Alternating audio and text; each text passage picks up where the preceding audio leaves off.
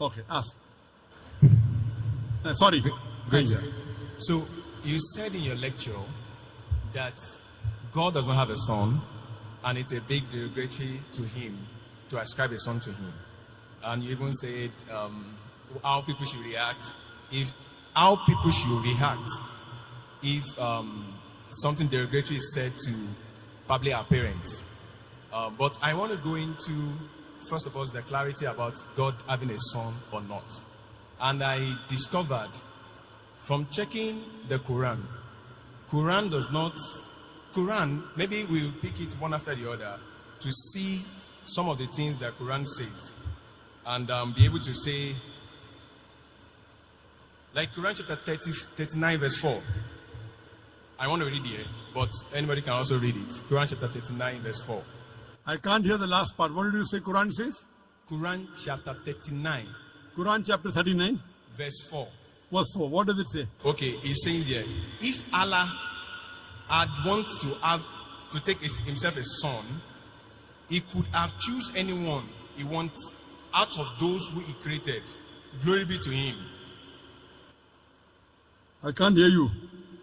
Okay, maybe you could read it out for me. Okay. Quran chapter 39 verse 4. Verse 4, yes? So, will you read it? Yes. I want you to read it. You want to read? You said you can't hear me, so maybe you should read it. Yes. Okay. Quran chapter 39 verse 4. If Allah had wanted to take himself a son or have a son, he could have choose anyone he wanted out of those whom he created. Glory be to him that he should have a son. Now, that's my beginning. From this Quranic verse, it is clear that Allah could choose to have a son. Okay. I'll give the reply. That's the question? No, that's not my question. That's the. What's your question? Tell me. This is You are misinterpreting the Quran. What's the question? Tell me, I will tell you. Okay. So this verse doesn't mean Allah can choose. I will tell you. Okay, good. You ask your question, I will listen. What's your question? There are many Quranic verses I want to use to build up the question so that you can answer it clearly. What's your question? Good. The question is, can Allah have a son? And when we look at what the Quran itself is saying, the first one is that it's saying that if Allah wants to have a son, he can decide to have a son. That is number one.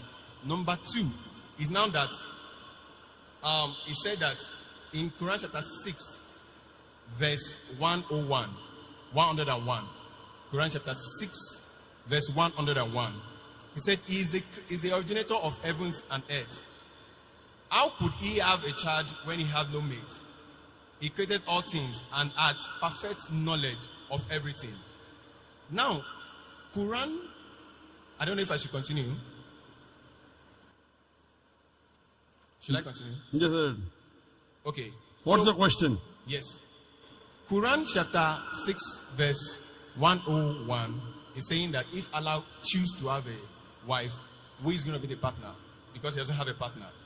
But Quran chapter 19, Surah Al-Imran, ayah 20-21. The same thing is a question that Maryam asks the angel, who actually came from verse 17. Allah shows that he came in the appearance of a man in all respect, and dialogue with him and tell him that you have a son. And he said, how can I have a son without knowing anybody? I got your question. So she was able to have a son without an husband. So in Quran chapter 6 verse 101, that is also possible by Allah, because Allah said whatever he likes to say. I got your question. Good. So and to continue with that, your first verse was which? The first Quranic verse was which? Sir? The first Quranic verse. Yes, I've not finished the first one. No, what was the reference? Reference, Quran chapter, the first one. Quran chapter 39 verse 4. Okay, fine, I got it. The brother has quoted two verses. He has quoted Surah Zumur chapter 39 verse number 4 and Surah Anam chapter 6 verse number 101. And Surah Zumur chapter 39 verse number 4 says, if Allah had intended to take a son, He could have chosen from what he creates, whatever he willed. Exalted is he is Allah the one and prevailing. Now the brother is asking a question. This means if Allah wants, he can take a son. And similar in Surah Anam chapter 6 verse 101. So brother is saying that Allah can take a son if he wishes. That's the question. Okay. But the verse is very clear. If. Yes. But Now, it does not. It is not befitting for Allah to have a son. Complete the full verse. If you read this context, it says in the first verse, unquestionably for Allah is the pure religion, and those who take protectors say, we only worship them who may bring us nearer to Allah. Allah will judge between concerning them. Indeed, Allah does not guide who is a liar and a disbeliever. Read in context. Don't read out of context. So Allah is saying these people are liars and disbelievers. Then Allah says, if Allah had intended, that means Allah does not intend to take a son. It's a telling. So read the context. It says, unquestionably for Allah is the pure religion.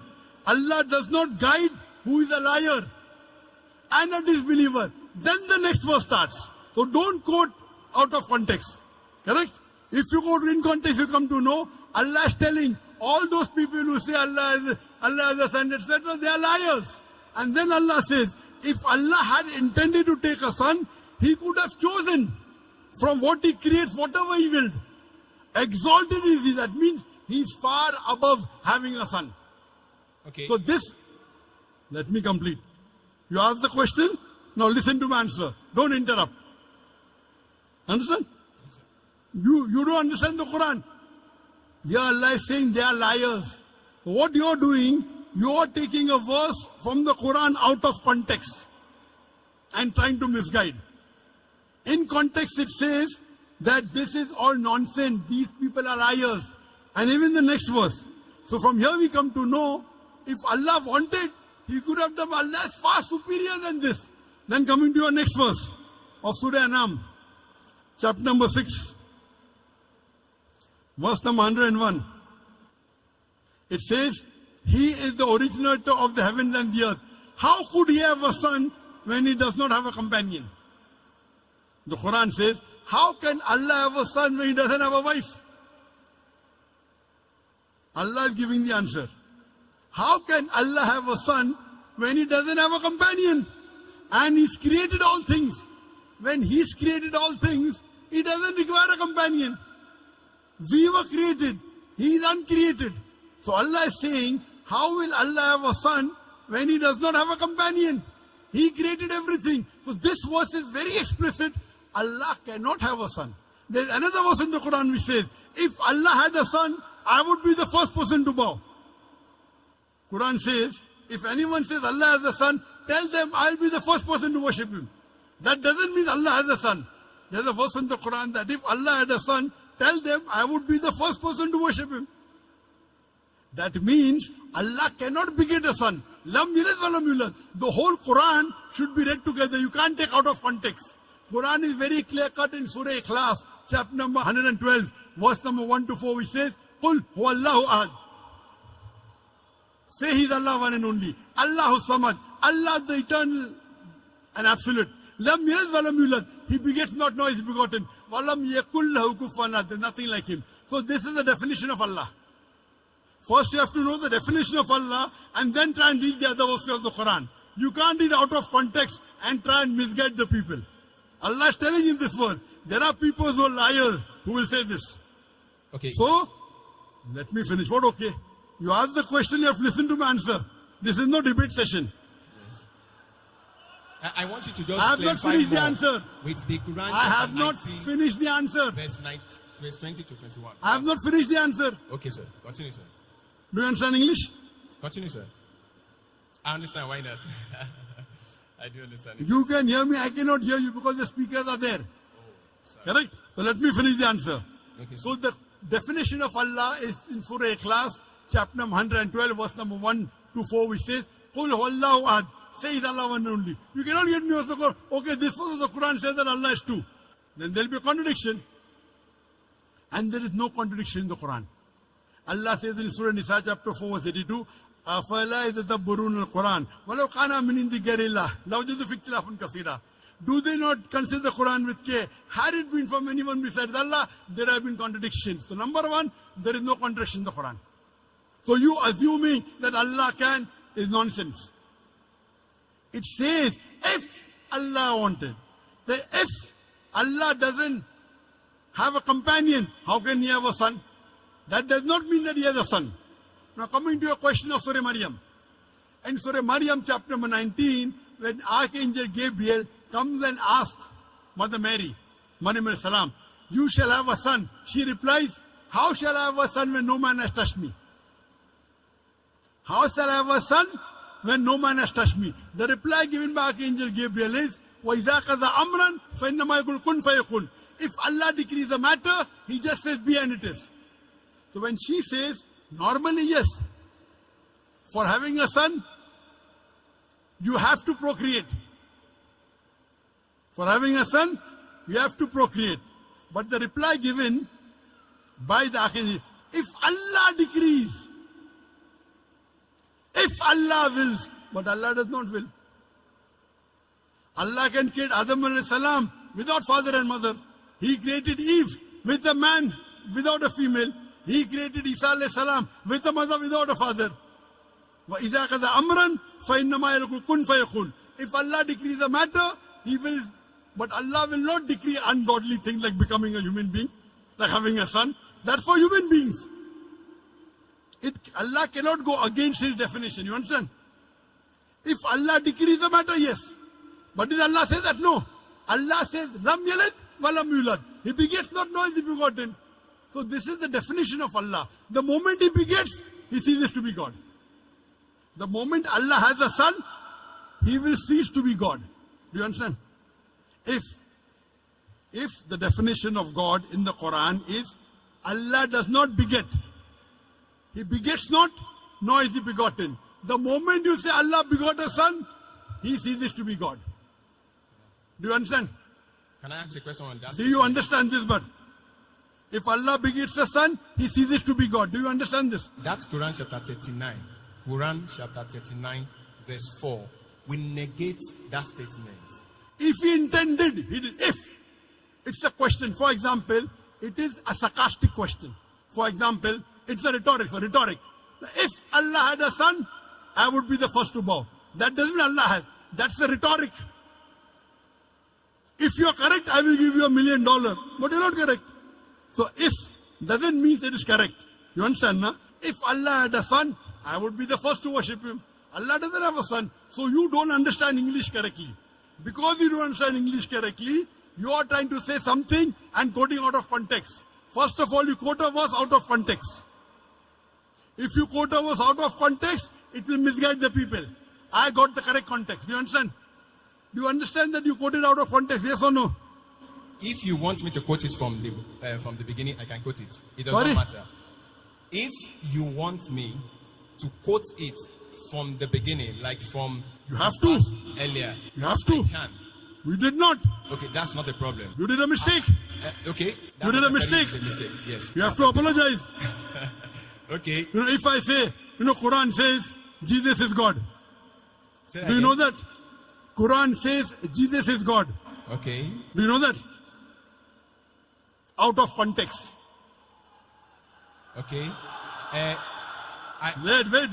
Quran says in Surah Maida chapter 5 verse number 17, no full context. لَقَدْ كَفْرَ الَّذِينَ قَالُوا إِنَّ اللَّهَ هُوَ الْمَسِيحُ ابْنُ مَرْيَمَ. They are doing kufr. Those who say Jesus is God. Yes, I So agree. Jesus is God is there in the Quran, but out of context. The context is they are blaspheming. They are blaspheming those who say Jesus is God. Yes. They are blaspheming. Blasphemy, not blasphemy. Why not? What is blasphemy?